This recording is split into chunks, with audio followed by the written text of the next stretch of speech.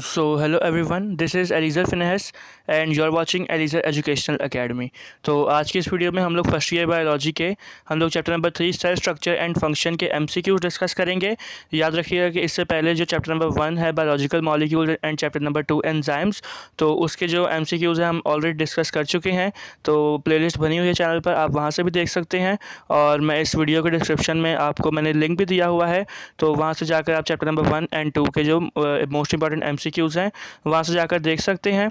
तो आज की इस वीडियो में हम लोग क्या करेंगे, आज की इस वीडियो में हम लोग chapter number 3 cell structure and function के जो मोस्ट इंपॉर्टेंट क्वेश्चन आंसर्स हैं तो हम लोग आज उसकी वीडियो डिस्कस करेंगे। तो आए हम लोग बगैर टाइम वेस्ट किए एमसीक्यूज हम लोग स्टार्ट करते हैं। तो फर्स्ट एमसीक्यू है हमारे पास, a primary objective of cell fractionation is to. तो जो सेल फ्रैक्शनेशन का प्रोसेस है उसका एक प्राइमरी ऑब्जेक्टिव क्या होता है, जो प्राइमरी जो उसका काम होता है वो क्या होता है। तो ऑप्शंस पढ़ लेते हैं one by one. Option number A, view the structure of cell membranes.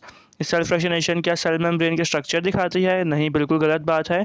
Option number B, identify the enzymes outside the organelles. नहीं भाई, जो यहाँ पे ऑप्शन में लिखा हुआ है कि जो सेल फ्रैक्शनेशन का काम होता है कि एंजाइम को और एंजाइम के क्या है कि आउटसाइड द ऑर्गेनेलिस दिखाया जाए, आइडेंटिफाई किया जाए, तो ये भी गलत बात है। Option number C, determine the size of various organelles, तो ये भी गलत बात है। एंड ऑप्शन नंबर डी है, separate the major organelles so that their particular functions can be determined, तो ये बिल्कुल ठीक बात है। जो सेल फ्रैक्शनेशन का जो प्रोसेस होता है उसमें क्या होता है कि जो मेजर ऑर्गेनेलिज हैं उनको सेपरेट किया जाता है ताकि उनके जो पर्टिकुलर फंक्शंस हैं उनको डिटरमाइन किया जा सके।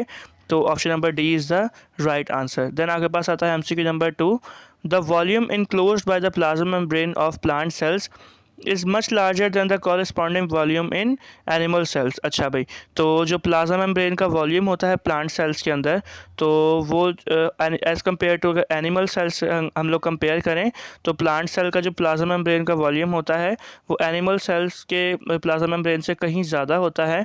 The most reasonable explanation for this observation is that, और जो मोस्ट रीज़नेबल एक्सप्लेनेशन है इस पूरी चीज़ की, तो वो क्या है? ऑप्शंस आपके सामने हैं, तो बहुत बड़े बड़े ऑप्शन है तो मैं ऑप्शंस नहीं पढ़ूंगा तमाम, तो मैं आपको डायरेक्ट इसका आंसर बता देता हूँ। तो इसका राइट आंसर जो आपके पास ऑप्शन नंबर सी है कि plant cells contain a large vacuole that reduces the volume of the cytoplasm.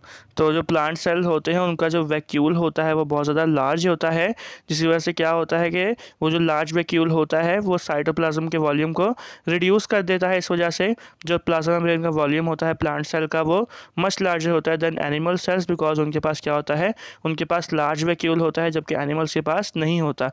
तो option number C is the right answer. फिर आपके पास है लार्ज, एमसीक्यू नंबर 3 है, large number of ribosomes are present in cells that specialize in producing which of the following molecules.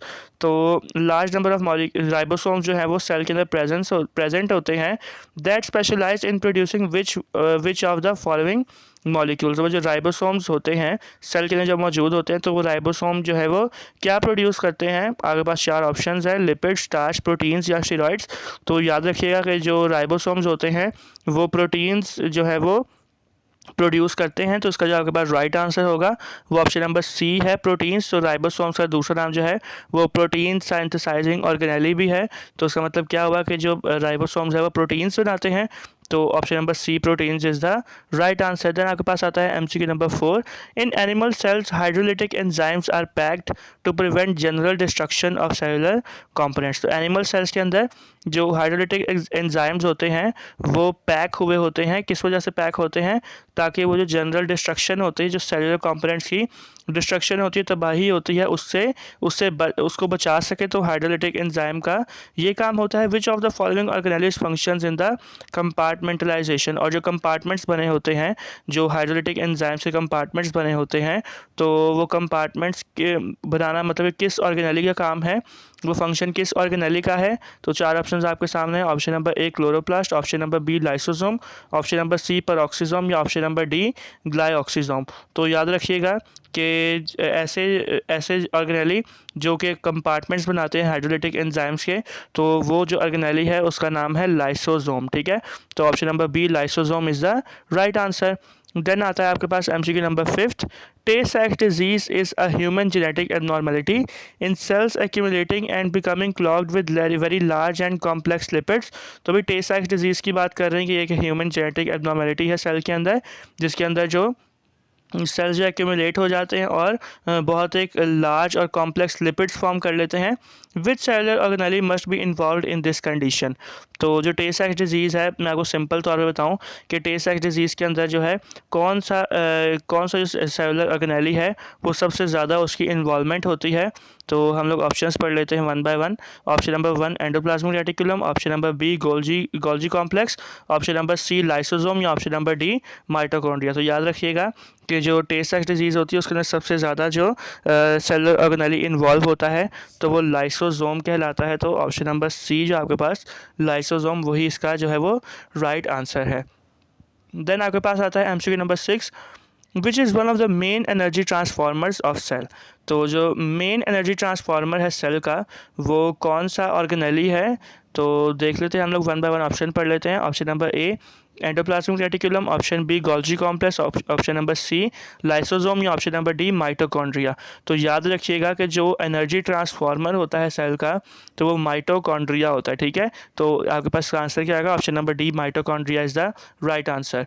Then है आपके पास MCQ number 7, organelles other than the nucleus that contain DNA ribosomes chloroplast and mitochondria.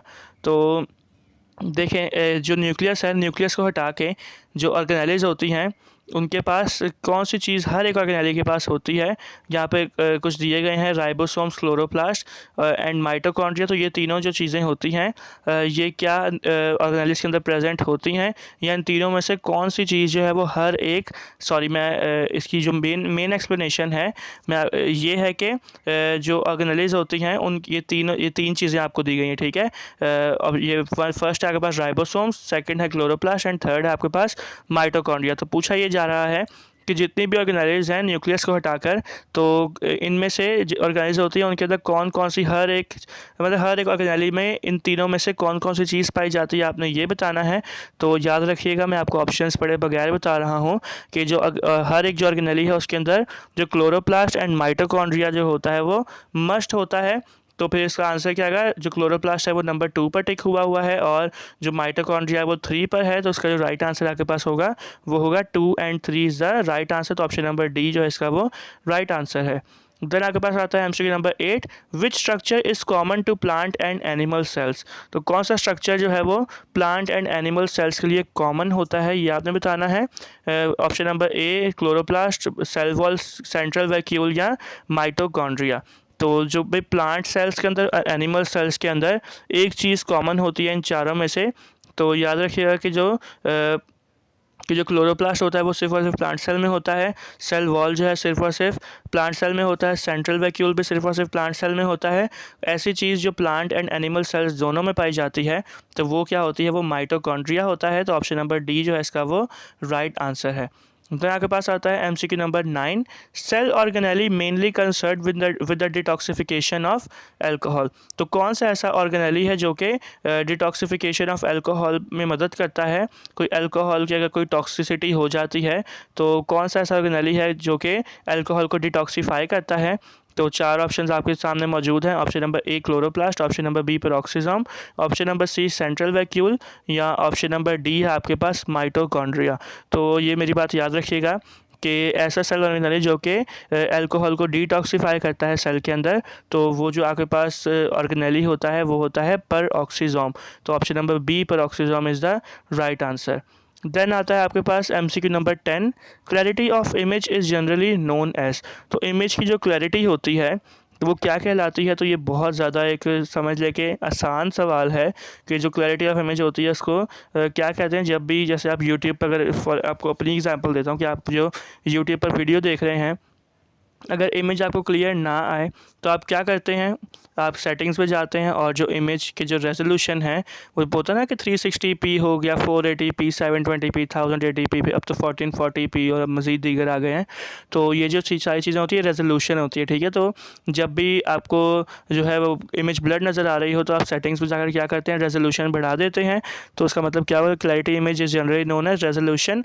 तो option number C, resolution is the right answer. Then आता है हमारे पास MCQ number 11, this cell is the longest in the human body. तो कौन सा ऐसा cell है जो सबसे ज़्यादा लॉन्गेस्ट है, सबसे ज़्यादा बड़ा है ह्यूमन बॉडी के अंदर। तो हम लोग देखते हैं, ऑप्शंस देख लें। Option number A muscle cells, option B nerve cells, option number B bone cells, या option number D gland cells. तो याद रखिएगा कि जो सबसे ज़्यादा लॉन्गेस्ट, सबसे ज़्यादा बड़ा सेल जो होता है ह्यूमन बॉडी के अंदर, तो वो नर्व सेल्स कहलाते हैं। तो option number B is the right answer. Then आपके पास आता है MCQ number 12, this tissue includes the blood tissue. तो ये आपके पास इन चारों में से कोई एक ऐसा, चार ऑप्शन है आपके पास, इनमें से कोई एक ऐसा टिश्यू है जो कि ब्लड टिश्यू जिसके अंदर होता है, जो कि ब्लड टिश्यू इंक्लूड करता है। तो चारों ऑप्शन है आपके पास, muscle tissue, connective tissue, epithelial tissue या नर्वस टिश्यू। तो आपको देखें, अगर आपको आता है, आपको जो आंसर्स आते हैं, तो आप लास्ट में कमेंट सेक्शन में पार्टिसिपेट किया करें। कमेंट सेक्शन में पार्टिसिपेट करने से ये होता है कि आपका जो कॉन्फिडेंस लेवल है वो बढ़ता है और आप जो है वो आंसर दे सकते हैं। इससे ये पता चलता है कौन सा जो स्टूडेंट है वो पढ़ने वाला है और कितनी स्टूडेंट को नॉलेज है। तो खैर मैं आपको बता तो रहा ही हूँ उसके आंसर्स, अगर आप उससे पहले ही अगर आप पार्टिसिपेट करेंगे तो और अच्छा होगा। तो भाई ऐसा टिश्यू जो कि जिसके पास ब्लड टिश्यू होता है तो वो टिश्यू कहलाता है कनेक्टिव टिश्यू। तो option number B, connective tissue is the right answer. Then है MCQ number 13, which of this is या are examples of an organ containing a smooth muscle. अच्छा भाई, ये चार जो हैं आपको ये ऑर्गन्स दी गई हैं, ऑप्शंस में चार ऑर्गन्स दी गई हैं। तो उनमें से ये हमने बताना है कि कौन सी ऐसी ऑर्गन है जिसके पास स्मूथ मसल होता है। तो ऑप्शन है आपके पास, option number A iris of eye, option number B bronchi only, option number C uterus only, या option number D all of the above. तो याद रखिएगा कि आइरिस ऑफ आई के पास स्मूथ मसल होता है, ब्रोंकाई के पास भी स्मूथ मसल होता है, और जो यूट्रस में भी आपके पास क्या होता है, स्मूथ मसल होता है। तो मतलब कि तीनों जो ऑर्गन्स हैं इसके अंदर आपके पास स्मूथ मसल होता है, स्मूथ मसल प्रेजेंट होता है। तो उसका मतलब क्या हुआ, इसका मतलब ये हुआ कि आपके पास जो राइट आंसर होगा वो होगा all of the above, option number D is the right answer. Then आपके पास है MCQ number 14, this structure of the plant cell is non living. तो ये जो स्ट्रक्चर है आपको चार स्ट्रक्चर्स दिए गए हैं ऑप्शंस में, और मतलब कि चारों में से कोई से तीन जो स्ट्रक्चर्स हैं वो लिविंग हैं और एक ऐसा स्ट्रक्चर है जो नॉन लिविंग है, और जो नॉन लिविंग स्ट्रक्चर है वो आपने बताना है। और ये तो मैं बोल रहा हूँ कि आपको पढ़ने की भी ज़रूरत नहीं है, ऑप्शंस पढ़ने की भी ज़रूरत नहीं है, क्योंकि 9-10 में भी आपने बायो ली थी। तो आपको ये बात पता होनी चाहिए, और ये बहुत ज़्यादा बेसिक बात है। और ये बायो, समझ लें कि बायो जब स्टार्ट होती है तो बायो की सबसे ज़्यादा बेसिक बात है कि which is a non living part of the plant cell. तो आप लोगों को पता होना चाहिए, जिसको पता है तो वेल एंड गुड, जिसको नहीं पता तो कोई मसला नहीं है, हम बताने के लिए हैं। तो जो प्लांट सेल का जो नॉन लिविंग पार्ट होता है वो सेल वॉल होता है। मैंने बगैर ऑप्शंस पढ़े ही आपको बता दिया, क्योंकि ये बहुत ज़्यादा आसान एक MCQ था। जो कोई भी अगर आसान तरीन होता है MCQ तो मैं उसका ऑप्शन नहीं पढ़ता। तो option number B cell wall is the right answer. Then MCQ number 15, this cell organelle does not contain DNA। अच्छा, इनमें से ये चार ऑप्शन है आपके पास, इनमें से कोई एक ऐसा ऑर्गेनली है जिसके पास DNA मौजूद नहीं होता, ठीक है। तो ऑप्शंस वन बाय वन पढ़ लें। Option number A nucleus, option number B mitochondria, option number C lysosomes, या ऑप्शन नंबर डी क्लोरोप्लास्ट। तो आपको पता होगा कि जो न्यूक्लियस है उसके पास तो DNA होता ही होता है, तो हर एक बच्चे को पता है। तो न्यूक्लियस को तो हटा ही दें, तो माइटोकॉन्ड्रिया, लाइसोसोम्स या क्लोरोप्लास्ट में से कोई एक आंसर होगा। तो मैं आपको बता दूं कि कुछ जो ऑर्गेनेली है जिसके पास DNA नहीं होता, तो उस ऑर्गेनेली का नाम है लाइसोसोम्स, ठीक है। तो option number C lysosomes is the right answer. Then आपके पास आता है MCQ number 16, the main difference between human cheek cells and onion peel cells is. तो भाई ह्यूमन चीक सेल्स और जो अनियन के जो पील सेल्स होते हैं, अनियन जो प्याज होता है और ह्यूमन की जो चीक होती है, गाल जो होती है, वो मतलब कि इसके जो सेल्स होते हैं इन दोनों के, तो ये सेल्स जो हैं वो बहुत ज़्यादा मिलते जुलते हैं, लेकिन एक जो है मेन डिफरेंस होता है इनके अंदर। तो ऑप्शंस पढ़ लेते हैं। ऑप्शन नंबर ए है presence of cell wall in onion peel cells. तो भाई पहला वाला ही जो है आपके पास वो है करेक्ट आंसर है, क्योंकि आपको पता है कि जो ह्यूमन सेल्स होते हैं, ह्यूमन सेल्स के अंदर सेल वॉल नहीं होता बल्कि सेल मेम्ब्रेन होती है। जबकि अगर प्लांट सेल्स की बात की जाए तो उनके अंदर क्या होता है, सेल वॉल होता है। अब जो अनियन है वो किसकी एग्जाम्पल है, अनियन प्लांट की एग्जाम्पल है, तो उनके पास क्या होगा, सेल वॉल होगा। तो मेन डिफरेंस है ही ये है, ये इसका मेन डिफरेंस है ह्यूमन चीक सेल्स और अनियन में, कि जो ह्यूमन चीक सेल्स हैं उनके अंदर क्या होता है, उनके अंदर सेल वॉल प्रेजेंट नहीं होता। जबकि अनियन पील सेल्स की बात की जाए तो सेल वॉल जो है वो प्रेजेंट होता है अनियन पील सेल्स में। तो वेरी फर्स्ट जो आपके पास ऑप्शन है, option number A, presence of cell wall in onion peel cells, तो यही आपके पास जो है वो इसका राइट आंसर है। देन आपके पास आता है MCQ नंबर 17। तो this jelly like substance inside the plasma membrane in which all cell organelles are floating is.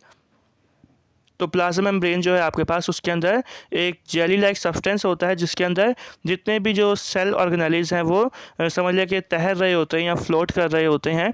तो वो जो आपके पास जेली लाइक सब्सटेंस होता है वो क्या होता है, तो ये तो भाई मुझे बताने की भी ज़रूरत नहीं है। जैसे वो सेल वॉल वाला जो सवाल था वो बहुत ज़्यादा बच्चों वाला था, और ये भी जो है अगर आप सेल की स्टडी करें, जैसे ये जो आपके पास चैप्टर है सेल स्ट्रक्चर एंड फंक्शन, तो सबसे पहली बात बताई ही ये जाती है, और 9th-10th में भी 100% ये बात आपने पढ़ी होगी। अगर आपको इसका आंसर नहीं आता तो अपने आप को भाई बिल्कुल भी मेडिकल का स्टूडेंट मत कहें, क्योंकि ये जो है आपके पास ये मेन एक समझ लें कि देखिए जो बायोलॉजी है ना, बायोलॉजी स्टार्ट ही सेल पर होती है कि cell is the basic unit of life. ये पढ़ा है ना जो सेल थ्योरी जो है। तो भाई आपको पता होना चाहिए कि सेल के अंदर जो जेली लाइक सब्सटेंस होता है, तो मैं बगैर ऑप्शंस पढ़े आपको बता रहा हूँ कि जो जेली लाइक सब्सटेंस होता है जिसके अंदर जितने भी सेल ऑर्गेनेली है वो तैरते हुए नज़र आते हैं, तो वो जो आपके पास जेली लाइक सब्सटेंस होता है वो क्या होता है, साइटोप्लाज्म कहलाता है। ठीक है, तो ये अगर आपको नहीं पता थी बात तो आप ये याद रखिएगा, ठीक है, कभी भूलिएगा मत, क्योंकि ये एक मेन चीज़ है, एक बेसिक चीज़ है, और जिस किसी को इसका आंसर आता था तो वेल एंड गुड। ठीक है, तो option number A cytoplasm is the right answer of MCQ number 17। Then आपके पास है MCQ number 18। The organelle serving as a primary packaging area for molecules that will be distributed throughout the cell is। ऐसा organelle जो कि एक primary packaging area जो है वो सर्व करता है फॉर मॉलिक्यूल्स, मतलब उन मॉलिक्यूल्स के लिए जो कि आगे जाकर सेल के अंदर डिस्ट्रीब्यूट होंगे। तो वो जो ऑर्गेनली है वो कौन सा है, आपके पास 4 ऑप्शन है। Option number A vacuole, option B plastids, option number C mitochondria, या option number D Golgi apparatus. तो याद रखिएगा कि ऐसा ऑर्गेनली जो कि मॉलिक्यूल्स के लिए एक तरह से पैकेजिंग मटेरियल होता है, और वो मॉलिक्यूल्स ऐसे होते हैं जो कि आगे चलकर जो है वो डिस्ट्रीब्यूट होते हैं सेल के अंदर। तो वो जो ऑर्गेनेली होता है वो होता है आपके पास गोल्जी एपरेटस। तो option number D Golgi apparatus is the right answer. Then आपके पास है MCQ number 19। Animal cells are interconnected by. तो जो एनिमल सेल्स हैं वो एक दूसरे से कैसे इंटरकनेक्टेड होते हैं, तो ऑप्शंस पढ़ लेते हैं इसके। Option number A plasma membrane, option number B cell wall, option number C desmosomes, या ऑप्शन नंबर डी प्लाज्मोडेस्माटा। तो ये चारों चीज़ें हैं, ये चारों प्लाज्मा मेम्ब्रेन हो गया, सेल वॉल, डेस्मोसोम्स, प्लाज्मोडेस्माटा, ये तमाम चारों चीज़ें जो है वो animal cell, sorry cell wall जो है वो एनिमल सेल का नहीं है। ठीक है, और मतलब एनिमल सेल्स जो हैं वो एनिमल के जो सेल्स होते हैं वो आपस में कनेक्टेड किस वजह से होते हैं, तो उसका जो राइट आंसर आपके पास वो है ऑप्शन नंबर सी डेस्मोसोम्स। और डेस्मोसोम्स जो होते हैं उसकी वजह से जो एनिमल के सेल्स हैं वो आपस में इंटरकनेक्टेड होते हैं। तो option number C is the right answer. Then आपके पास आता है MCQ number 20। The cell theory is not applicable to. तो जो सेल थ्योरी होती है वो किस चीज़ के एप्लीकेबल नहीं है, तो 4 ऑप्शन है आपके पास, फंजाई, एलजी या कुछ लोग एल्गी बोलते हैं या एल्गा बोलते हैं, वो अब आपको तो आना चाहिए, स्पेलिंग आना चाहिए। देखे अब ये जो प्रोनाउंसिएशन है उससे कोई फ़र्क नहीं पड़ता। ठीक है, तो एलजी हो गया वायरस एंड माइक्रोब्स। तो सेल थ्योरी जो है वो वायरस के लिए जो एप्लीकेबल नहीं होती, तो option number C virus is the right answer. Then आपके पास आता है MCQ number 21। In the given list which is the simplest amino acid. आपके पास ये जो 4 ऑप्शंस दिए गए हैं, आपको ये बताना है कि इन चारों में से जो सिंपलेस्ट, सबसे ज़्यादा सिंपल जो अमाइनो एसिड है वो कौन सा है। तो ऑप्शन नंबर ए है alanine, option number B glycine, option number C tyrosine, या ऑप्शन नंबर डी एस्पार्जिन। तो आगे पास जो सिंपलेस्ट अमाइनो एसिड है इन चारों में से वो है ऑप्शन नंबर बी ग्लाइसिन। ठीक है, ग्लाइसिन जो है वो इन चारों में से सिंपलेस्ट अमाइनो एसिड है, तो option number B glycine is the right answer. Then आपके पास है MCQ number 22, animal cells are interconnected by. अभी हमने ये पढ़ा, अभी पीछे गया ये सवाल, तो उसका राइट आंसर आपके पास डेस्मोसोम्स। जब क्वेश्चन सेम है तो आंसर भी सेम होगा। MCQ number 23, polytene chromosomes are found because of. जो पॉलीथीन क्रोमोसोम्स हैं वो मतलब कि किस वजह से फाउंड किए जाते हैं, किस तरह से फाउंड किए जा सकते हैं। तो 4 ऑप्शंस आपके पास। Option number A endomixis, option number B mitosis, option number C meiosis, या ऑप्शन नंबर डी एंडोमाइटोसिस। तो याद रखिएगा कि जो पॉलीथीन क्रोमोसोम्स हैं वो एंडोमाइटोसिस के ज़रिए जो है वो फाउंड किए जा सकते हैं। तो इसका आपके पास जो राइट आंसर है वो है option number D endomitosis. Then आपके पास है MCQ नंबर 24, दी RNA या ribosomal RNA is synthesized by. तो जो राइबोसोमल RNA है वो कैसे साइंथेसिस हो सकता है, किस ऑर्गेनल से जो है वो साइंथेसाइज हो सकता है। आप ऑप्शंस पढ़ लें first of all. Option number A Golgi bodies, option number B है nucleus, option number C nucleolus, option number D cytoplasm. तो याद रखिएगा कि जो राइबोसोमल RNA है वो न्यूक्लियोलस से हम लोग क्या कर सकते हैं, सिंथेसाइज कर सकते हैं। तो ऑप्शन नंबर सी जो है आपके पास वो राइट आंसर है। MCQ number 25, which of the following is known as myeloplast. तो ये माइलो नहीं है, माइटोप्लास्ट है, ठीक है। ये स्पेलिंग में गलती हो गई है, तो ये माइलोप्लास्ट नहीं माइटोप्लास्ट है, ये आप याद रखिएगा कि कौन सी भाई ऐसी चीज़ है वो जो माइटोप्लास्ट कहलाती है। तो ऑप्शंस पढ़ लेते हैं।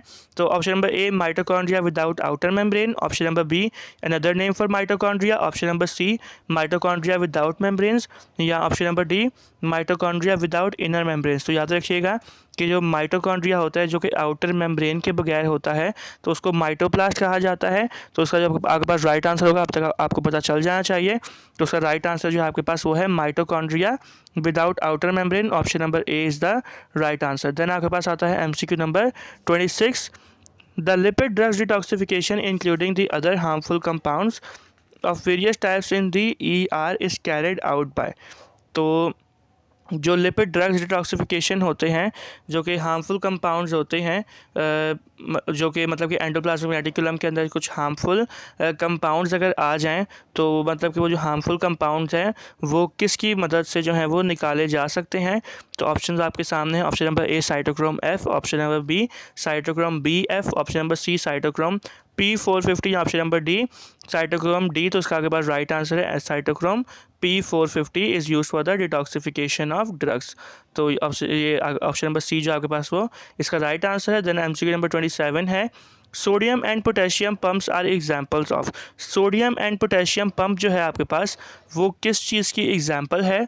तो option number A plasmolysis, option number B active transport, option number C passive transport, या ऑप्शन नंबर डी ऑस्मोसिस। तो याद रखिएगा कि जो आपके पास सोडियम एंड पोटेशियम पंप है वो एक्टिव ट्रांसपोर्ट की एग्जाम्पल है। तो option number B active transport is the right answer. Then आता है आपके पास MCQ number 28, the histone octamer contains. तो भाई हिस्टोन ऑक्टामर के पास कितने हिस्टोन्स होते हैं। तो जाहिर सी बात है कि ऑक्टा देखें, तो देखिए ये कॉमन सेंस वाली बात होती है कि अब ऑक्टा लिखा हुआ है ना, ऑक्टा का मतलब क्या होता है 8। लेकिन अब यहाँ पर क्या है, कुछ बच्चे जो है ना वो जज्बात में आके ऑक्टामर देखते हैं ना, तो वो जो ऑप्शन नंबर सी है ना 8 टाइप्स ऑफ स्टोन्स इस पर टिक कर देते हैं और उनका जो सवाल है वो गलत हो जाता है, क्योंकि जो हिस्टोन ऑक्टामर है उसके पास 8 हिस्टोन्स तो होते हैं लेकिन 8 हिस्टोन्स होते हैं 4 डिफरेंट एग्जाम के 8 हिस्टोन्स होते हैं। तो इसका आपके पास राइट आंसर होगा वो ऑप्शन नंबर डी होगा, 8 histones of 4 different types is the right answer. Then आपके पास आता है MCQ number 29, centriole takes part in the formation of. जो सेंट्रियोल है वो किस चीज़ की फॉर्मेशन में जो है वो टेक पार्ट करता है। सेंट्रियोल आपके पास एक ऑर्गेनेली है, तो किस चीज़ की मतलब कि किस चीज़ के बनने में जो है वो सेंट्रियोल जो है वो मदद देता है। तो ऑप्शंस पढ़ लेते हैं। ऑप्शन नंबर ए है आपके पास न्यूक्लियस, ऑप्शन नंबर बी है spindle, option number C cell plate, या option number D to start cell division. तो जो सेंट्रियोल है आपके पास वो स्पिंडल्स जो है ना, स्पिंडल फाइबर्स होते हैं, धागेनुमा स्पिंडल फाइबर्स होते हैं, उनके बनने के लिए जो है वो सेंट्रियोल जो है वो टेक पार्ट करता है, टेक प्लेस करता है। तो ऑप्शन नंबर बी जो है स्पिंडल आपके पास वो इसका राइट आंसर है। देन आपके पास आता है MCQ number 30, which of the below option is और are examples of an organ that contain a smooth muscle. तो भाई ये वाला सवाल जो है वो पहले भी आ चुका है, ये रिपीट हुआ है। तो ये तमाम यूट्रस, आइरिस और ब्रोंकाई में, इन तीनों में मैंने आपको पहले भी बताया है कि स्मूथ मसल्स होते हैं। तो इसका आपके पास जो राइट आंसर होगा वो होगा option number D, all of the above जो है इसका वो आपके पास राइट आंसर होगा।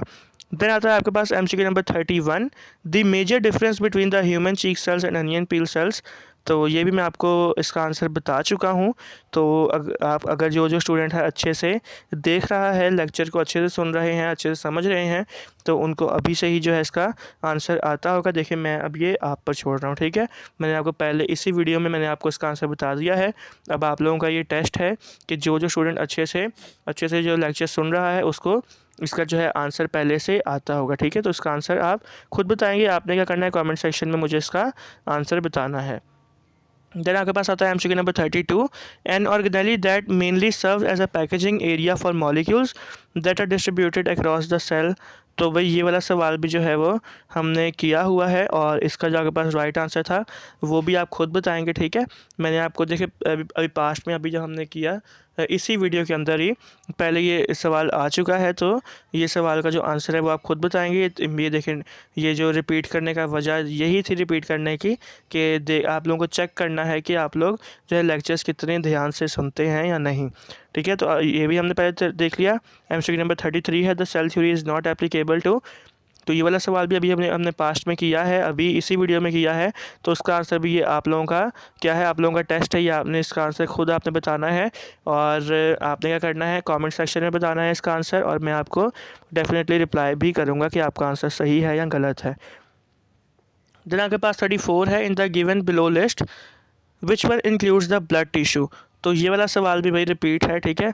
इसका आंसर भी मैंने आपको बता दिया है इसी वीडियो के अंदर। तो ये आपने मुझे बताना है। देन आपके पास है 35, विच of the following organelles always contain DNA। तो ये आपके पास एक न्यू क्वेश्चन है।